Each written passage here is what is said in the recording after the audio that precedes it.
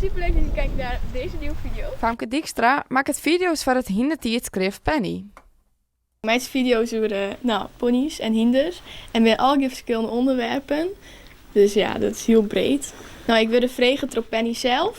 Als ik video's maakte wil van hun. En ja, dus dat vond ik wel heel leuk. Dus zou ik ja in zijn. Ik ben vorig jaar, denk ik, juni vregen om het te doen. En toen ik met die mijn eerste video maken. En in september is het pas bekend geworden dat ik het echt wie. Dus het wie nog even geheim houden. Nou, ik maak sketches. Dat ben bijvoorbeeld video's en dat bijvoorbeeld typjes nee. Of ik maak heel interessante video's of informatieve video's. Of heel leuke video's. Dus al heel verschillend. Ja, ik had 2 heel leuke ponies. Dat doe ik het mij. Dit is er 3 van.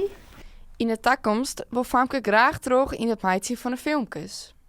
Ja, het lijkt me wel heel leuk om een soort van meer werk ervan te maken. Want ik vind video's maken vind ik wel heel leuk om te doen. We zien nog vrij in wat voor video als de meidje was. En het is natuurlijk mij die hinders, eigen ponies. Dat is wel extra leuk.